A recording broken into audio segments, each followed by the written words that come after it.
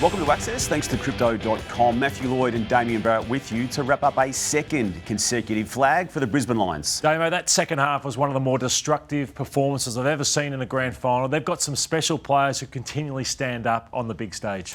We'll take a look at what they did right. We'll take a look at what the Cats did wrong. I think they've got a long 6 months of reflection, Lordo, on that. And we'll also take a look at what you think they need to do in order to get back up there again, the Cats, and morph that talk into some other talk about trades that are about to go down in the next 2.5 weeks. But it's old-fashioned premiership quarter, the third quarter, and that was when the damage was done on Saturday, Lordo. There were shades of 2021, weren't there?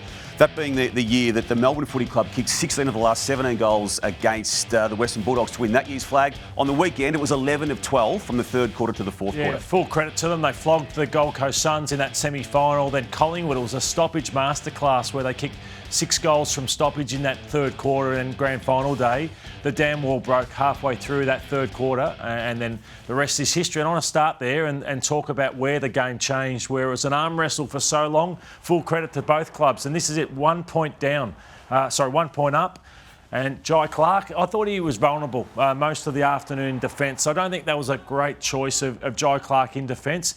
Jack Bowes, I thought he was one of the better Cats on grand final day, but he just went to the wrong side of Kai Lohmann.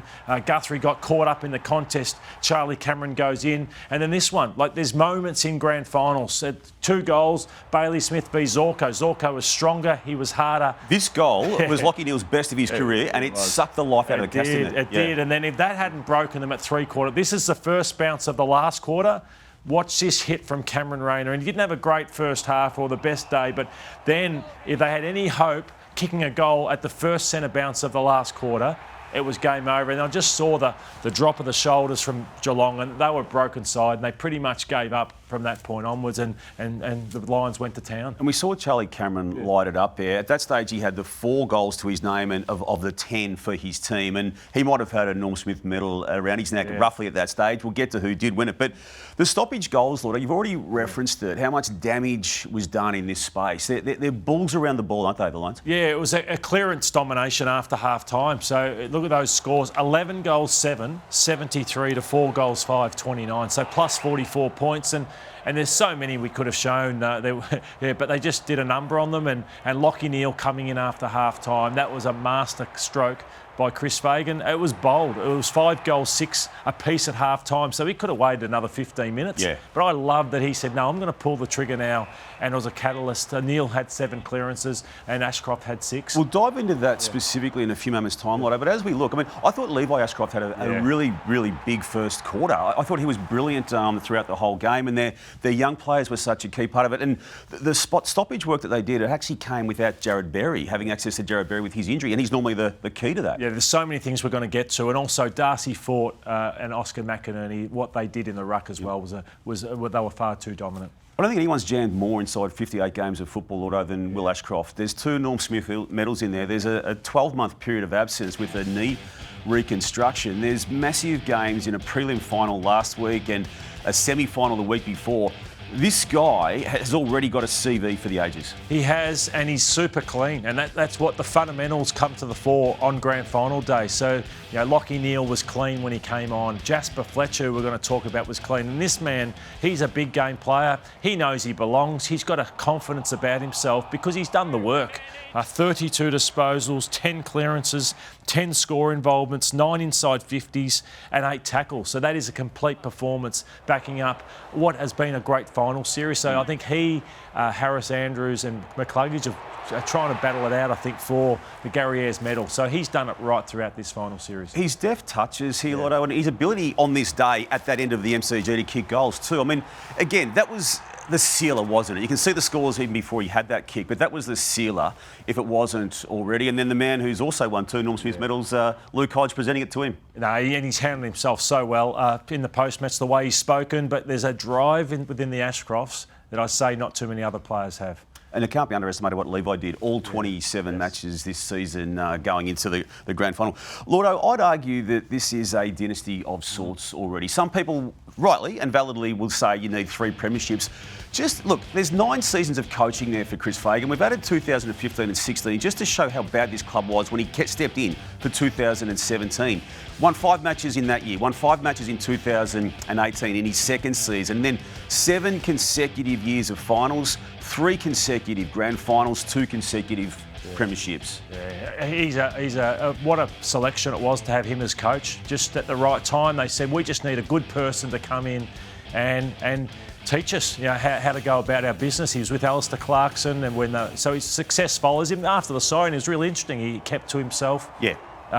Never makes it about himself. And even after the game, he said, as long as we're humble and we keep our heads, we'll be okay. And that's what he never allows them to get caught up and carried away. Otherwise, you wouldn't survive at the Brisbane Lions. He was 54 before he coached the game. He's 64 now, Lordo. He's got 2 years remaining of a contract. I'd imagine if he wanted to go beyond that, the club would absolutely allow him to do. But right now, he's on a roll that could easily stretch into more flags. Yeah, he's one of the best people you'll ever meet in football. Just a genuine person, and just the admiration and the respect that his players have for him is second to none. There was adversity last year for him personally with the overhang of the Hawthorn racism saga, which he's been open about publicly now and has spoken very candidly about that situation. This year, the adversity came in the form of injury to his key players, didn't he? Even on the weekend gone, there was no Joe Danaher from last year's grand final.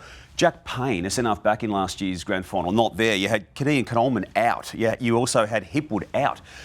They managed to get through without these players, Lordo. And as we go into 2026, they're already adding Draper and Allen and maybe others. Yeah, it's brilliant. It is. And their players are so young. 8 players under 22 that played on the day. So it's scary good. And just on Chris Fagan again, I think relationships are more important than anything else in the game. There's a lot of coaches probably coaching around that don't have that perfect with their players, and that's what Chris Fagan has, and I think that overrides everything in a football club. Yep. Dan Annable, another one through the academy they're going to be adding for next year as well. You mentioned relationships. So I'd argue it's a love, isn't it, with what he's got, and the relationship and the dynamic with Lachie Neale, so crucial to what he's been about. He's won 2 Brownlow medals, Lachie Neale, and the drama going into this game about was he going to play and how has he played. It was bold. You've already referenced that, to make him the sub and then to bring him on when they did.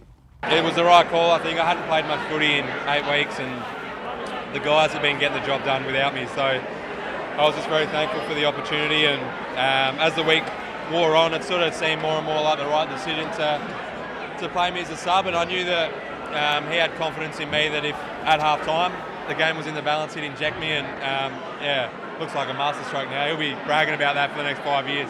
I was lying in bed last night thinking I'm going to either look like a total idiot or a total genius. The bottom line was this: Lachie was fit to play, but how much game time could he play? Because basically he'd played 1 game in 8 weeks, 1 game in 56 days. And coming into a grand final, I was a little bit worried about his ability to see the whole game out if he had to actually start. But it felt right to do it at half time. I was pretty grateful that we're equal, and I thought he could come on and bring great energy in the second half, which is exactly what he did. So it was a bit of a bold plan, I suppose, and it's come off, but it might not have too. He gave Oscar McInerney his medal last year. He gave Jared Berry his medal this year, and he has trust in his players, these key players. He doesn't drop. He never drops Hipwood. He doesn't drop Charlie Cameron, and he knows Lachie Neale's a star. So he said, "I'll pick you, but I'll pick you on my terms, and that's for 50 minutes." And and didn't Lachie Neale repay him in spades? Oh, absolutely. I mean, if you doubled the amount of game time he had, he's in the conversation as he was last year for the Norm Smith medal. Look, he could have easily got 1 vote out of what he did inside a half of football. You mentioned he doesn't drop players. Go back to 2023 when they made the first of those 3 grand finals. It pained him to drop Daniel Rich, if you recall that year, and yet it was such a key decision to transform that team. But he kept with him for so long, and he still is pained by that experience of doing it. You contrast that with what Chris Scott and the Geelong Footy Club did with failure to do with their sub-rule, Lordo. They had an issue, obviously, with Jeremy Cameron, and then the subject that our coach speak today is Chris Scott and his explanations around the sub-rule use in the grand final.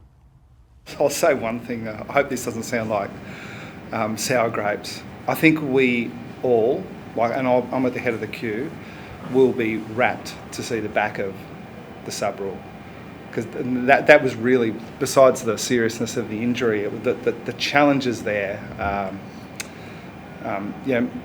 make planning difficult, and it feels like a bit of deja vu in a respect that we were sort of waiting and didn't feel like we could make that sub until we had some clarity there. But again, it's like in the heat of the moment, it's hard to work out: is it a crack? Is it a decent break? Can he play? Can't he?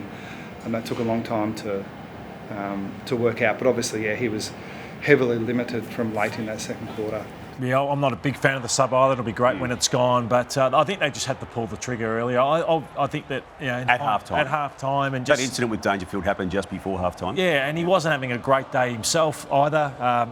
He sort of the way he was carrying that arm. I just think that they like what Chris Fagan did at half time. So you know what, you're out. I know Jeremy Cameron's a big time player. But he wasn't playing like that. So I just think that Henry pretty much Jack Martin was not a factor at all because they didn't give him the chance to be. So could he have come on and sparked and kicked a couple of goals or changed the dynamic of the forward line by, Gardner was all over Cameron. So could he have come in and changed the dimension to the forward line? So I just think that they were bold, the Lions, and they were too safe, I thought, Geelong. You mentioned Gardner. He missed last year's grand final with a knee reconstruction reason. But as you said, Lordo, before Cameron suffered that knock against Dangerfield, he was already outplayed by that man. Well, he held him to 5 touches after quarter time in the first final when Cameron got a hold of Ryan Lester. And then he's done it again. So he's just his nemesis in a sense. He just can't. He plays him well. He wraps. He's deceptively quick, Darcy Gardner, and he doesn't. So Cameron can't get off him, and then he wraps him up. So Cameron can't take his marks either. So has played him really well in 2 finals. Yeah, and it was great to see him alongside Oscar McInerney get the grand final medallion they didn't get last year for injury reasons. Lordo, there's a workmanlike element to the Brisbane Lions midfield, but equally there's an explosive, dynamic element as well, and it's goal kicking, which ultimately has proven to be the difference this year in the final series. Yeah, so I'm saying they've put the competition on notice. So if you are a midfielder in this competition who doesn't hit the scoreboard and you're an accumulator who gets possessions but doesn't hit the scoreboard, well, you're being left behind by a group of them. So I love Isaac Heaney, I love Cozzy Pickett, but they have a group. Will Ashcroft improved himself this year by kicking goals. McCluggage was never a goal kicker. Kicks 4 in a grand final. Zach Bailey, 9 shots in a grand final. He could have had 7 goals 2 instead of the 3 goals 6. And then Cameron Rayner is a goal kicker. And then he still stood up, didn't he, when he needed to with this goal? Lachie Neale kicked the big goal, wants to get better. Levi Ashcroft, who kicked the big goal, wants to get better. Whereas I'll say Bailey Smith and Max Holmes could walk away and say, how can I get better? Well, it's can I kick more goals like these blokes did? So I just think that's what's scary about the Brisbane Lions and this midfield group, who are powerful. They're big as a collective. They're all big and powerful. And they back themselves in front of goal. Yeah. Kick goals. And they've all had to get better at it. McCluggage wasn't great at it. No, he wasn't. And Neale wasn't great at it, but now they've worked really hard at their game. Going back to 2023, Lordo, obviously Will Ashcroft comes into the team. Jasper Fletcher came into the team in that same season and has not done a thing wrong, to the point where I think he could have got votes in the Norm Smith medal as well. And I want to laud again Chris Fagan and his coaching team, that he was a wingman, but he went back to the half-back flank, and it's been one of the great moves of the season. And as these clips go on, it just gets better and better as this grand final, where the cleanliness of Fletcher. So we talk about being clean in a grand final. It's not, there's no secret herbs and spices to winning. It's who is the cleanest team, the hardest and the cleanest team. And he just did not make a mistake. Only his third season. In his third season. You cannot lose sight of that. His dad was a genius. His dad didn't have a heap of pace, but his dad was clean. On both sides of the body. And that's what Jasper is. Like, these next 2 handballs, like, this is just superb. On his toes, doesn't panic, handball. That was a wonderful, wonderful game, and this one's just... And even just weighting these handballs, as we're seeing here. I mean, he's quick with it as well, but he can weight it over... Yeah, another generational player is Jasper Fletcher. Yeah. Paddy Dangerfield lit it up last week, Lotto, in the prelim final. One of the greatest games he's ever played amongst the 350 that he has. But unfortunately for him and his club and others around him, he and other big names for the Cats did not play well at all on Saturday. Yeah, you can't play 2 in a row as good as his prelim was, but you just want to still play a good game of football on grand final day. But 0 clearances, the contested possessions 20-3. So for whatever reason, he might have been injured. Yeah, he just wasn't the kamikaze danger that we know of. So I don't know. We do tend to make excuses for guys, what sort of injury. He wouldn't want to make that for himself because he's a proud man. He's a champion danger. But as I said, when he balls in, like he did in the prelim, where he balls in like a raging bull, I just kept waiting for that to happen.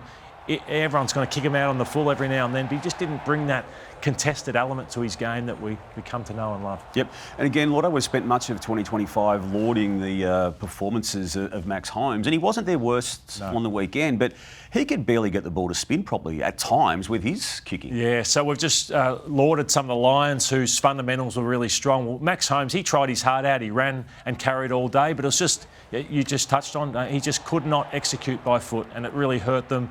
You just had to take every chance you could. 5 goals, 6 apiece at half time. And he's normally good in this space. And yeah, he's pretty good, but yeah, they just didn't use the ball well enough. And this, unfortunately for him, was time and time again. And there's one coming up, which was critical in the game. So it's the next one. So look at the score again, 2 points up, 5 minutes into the third quarter. Just this kick just tumbled again, and it just went into it. This is called turnover territory, where you do not want to turn over the footy. Zorko comes charging through. No surprise it's Zorko coming through. Yeah, and I thought this wasn't a great moment from De Koning either. Bailey v De Koning, who wants it more? One loses his feet, one keeps it. But Holmes would be disappointed with that. Yep. Reece Stanley was re-included for the grand final auto to free up Mark Blitzarves. That did not work. There's some speculation now that may have been the last game for Reece Stanley, and the Geelong ruck situation is the subject of your bold call today for Crypto.com. It is, Damo, and it is that 2026 they cannot go into the season and hope to win a premiership without an A-grade ruckman. So I've marvelled at what Mark Blitzarves has done. I thought he upset the structure, Reece Stanley, in this grand final. So I'm saying Rowan Marshall or Sean Darcy or someone of that A-grade quality has to be playing for Geelong for them to go one step further and win the premiership next year. It can't be just relying on Mark Blitzarves or young Toby Conway to come in. They have to bring someone in of quality. I know Warple's coming in, but he'll move the needle slightly, but not to the level of an A-grade ruckman. They're going to get active, the Cats. They've obviously got an interest, and Charlie Curnow's got an interest in joining them. And how they do that, I don't claim to know, given that he's contracted, Marshall's contracted, Sean Darcy's contracted. They're all contracted, and the default public position for all those 3 players from their clubs will be that they're ours, and they will stay ours until they can get a deal done. So it's going to be hard. But I think the biggest focus for me, Lotto, into the trade period, officially opening up next Monday, trade radio continuing today on afl.com.au, is the Zach Merrett situation. I just feel it's reached a level of toxic element around it now that it's irreparable in a relationship sense. And while, again, he's contracted beyond this season, that will be the public positioning of that by both him and the club. He still desperately wants out to get to Hawthorn. Yeah, I'm pleased to see it settled because it was very, very ugly, but I still think it would be best for both parties if he played somewhere else. Yep. Lotto, thanks for your time as always on Access in 2025 for Crypto.com. That was the 2025 Grand Final.